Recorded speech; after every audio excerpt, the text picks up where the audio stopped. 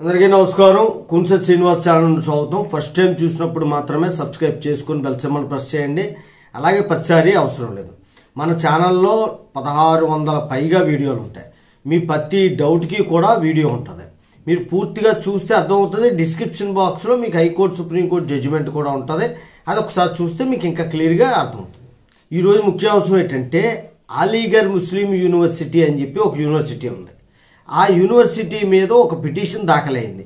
Minority హోదా కల్పిస్తూ యూనివర్సిటీని పునరుద్ధరించాలి అని చెప్పి ఆ పిటిషన్ను విచారించింది సుప్రీంకోర్టు.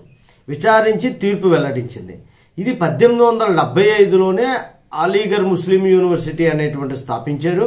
అప్పటి నుండి కూడా విద్యాభ్యాసం అనేటువంటిది చాలామంది విద్యార్థులు చేస్తున్నారు, కొనసాగుతుంది మైనారిటీ యూనివర్సిటీ కింద.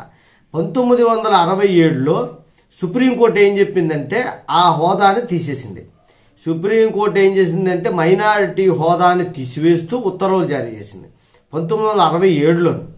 తర్వాత ఇప్పుడు 2024లో ఇప్పుడు చంద్రచూడ్ వారి అధ్యక్షతలో ఈ తీర్పు మళ్ళీ 4-3 నిష్పత్తిలో 2024 నవంబర్లో ఇప్పుడు తీర్పు ఇచ్చింది.